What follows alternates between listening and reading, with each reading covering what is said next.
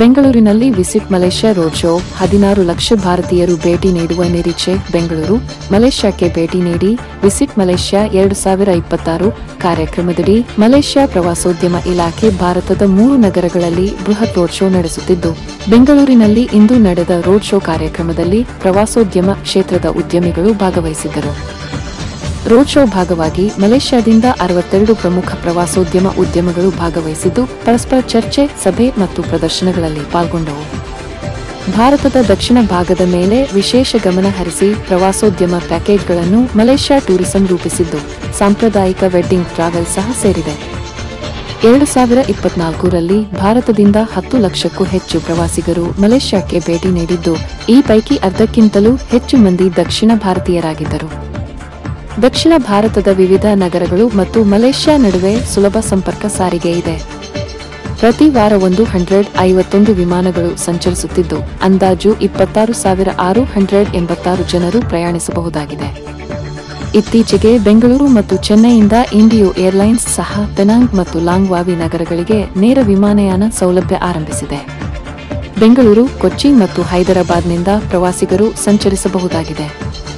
Road show ಭಾಗವಾಗಿ ಸುದ್ದಿಗೋಷ್ಠಿಯಲ್ಲಿ ಮಾತನಾಡಿದ ಟೂರಿಸಂ ಮಲೇಷ್ಯಾದ ಡೈರೆಕ್ಟರ್ ಜನರಲ್ ಡಾ. ಮನೋಹರನ್ ಪೆರಿಯಸಾಮಿ ಅವರು, ಕಳೆದ 20 ವರ್ಷಗಳಿಗೂ ಹೆಚ್ಚು ಕಾಲದಿಂದ ಮಲೇಷ್ಯಾ ಪ್ರವಾಸೋದ್ಯಮಕ್ಕೆ ಭಾರತ ಪ್ರಮುಖ ರಾಷ್ಟ್ರವಾಗಿದೆ. ಪ್ರಸ್ತುತ ಮಲೇಷ್ಯಾ ಇಯರ್ 2026 ರಿಯಂಬ 2026 ಕಾರ್ಯಕ್ರಮದಡಿ ಭಾರತದಿಂದ 1.6 ದಶಲಕ್ಷ ಪ್ರವಾಸಿಗರು ಮಲೇಷ್ಯಾಕ್ಕೆ ಭೇಟಿ ನೀಡುವ ನಿರೀಕ್ಷೆ ಇದೆ. ಸಭೆ, ಸಮಾರಂಭ, ವಸ್ತು ಪ್ರದರ್ಶನಗಳಲ್ಲದೆ ವಿವಾಹ ಪ್ರವಾಸೋದ್ಯಮ, ಆರಾಮದಾಯಕ ಪ್ರವಾಸಕ್ಕೂ ಮಲೇಷ್ಯಾ ಯೋಗ್ಯವಾಗಿದ್ದು, ಇದಕ್ಕಾಗಿ ಮೂಲಸೌಕರ್ಯಗಳನ್ನು ಅಭಿವೃದ್ಧಿಪಡಿಸಲಾಗಿದೆ ಎಂದು ತಿಳಿಸಿದರು. ಸಭೆ, ಸಮಾರಂಭ ಮತ್ತು ವಸ್ತು ಪ್ರದರ್ಶನಗಳಿಗಾಗಿ ಮಲೇಷ್ಯಾ ಅತ್ಯಾಧುನಿಕ ಪ್ರದರ್ಶನ ಕೇಂದ್ರ, ಲಕ್ಸುರಿ ಹೋಟೆಲ್ ಮತ್ತು ಅಂತಾರಾಷ್ಟ್ರೀಯ ವಿಚಾರ ಸಂಕಿರಣ ಹಾಗೂ ವಹಿವಾಟು ಕಾರ್ಯಕ್ರಮಗಳನ್ನು ಆಯೋಜಿಸಲು ಅಗತ್ಯವಿರುವ ವೃತ್ತಿಪರ ಸೇವೆಗಳನ್ನು ಒದಗಿಸಲಿದೆ. ಆಧುನಿಕ ಸೌಲಭ್ಯಗಳು ಮತ್ತು ಉತ್ತಮ ಸಂಪರ್ಕಗಳಿಂದಾಗಿ ಮಲೇಷ್ಯಾ ತ್ವರಿತವಾಗಿ ಔದ್ಯಮಿಕ ಸಭೆ, ಸಮಾರಂಭಗಳಿಗೆ ಸೂಕ್ತ ತಾಣವಾಗಿ ಬೆಳೆಯುತ್ತಿದೆ. ವೆಡ್ಡಿಂಗ್ ಟೂರಿಸಂ ಕ್ಷೇತ್ರ ಬಹಳ ವೇಗವಾಗಿ ಅಭಿವೃದ್ಧಿ ಹೊಂದುತ್ತಿದ್ದು, ಭಾರತದ ನವವಧೂವರರು ತಮ್ಮ ಕನಸಿನ ಕಾರ್ಯಕ್ರಮಕ್ಕಾಗಿ ಮಲೇಷ್ಯಾವನ್ನು ಆಯ್ಕೆ ಮಾಡಿಕೊಳ್ಳುತ್ತಿದ್ದಾರೆ. ಸಮುದ್ರತ Good afternoon everyone, especially to our CG, Mrs. Saravanan, who came here from Chennai, Dato' Manohara Peyasamy, Director General of Tourism Malaysia, Mr. Hishamuddin, our Director in Chennai office, Malaysian Travel Trade Partners, as well as members of the media today. So thank you all for coming to our press meet for the sales mission to India. And this is the second city that we came to right after OTM.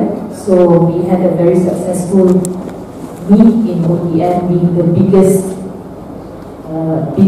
participant there with 400 square meters and 68 delegations, 68 companies from Malaysia. Director of Tourism and Director of Regional Director from HQ. Ladies and gentlemen, namaskar and good evening to everyone, especially the media. I'd like to take this opportunity to thank the media for being so friendly to us, and successfully for the last 1 year we have achieved the target of 1 million over tourists. We should applaud you all for partly supporting, especially and also the travel agents here and the media, which they have played the role to help us to achieve those targets. Okay.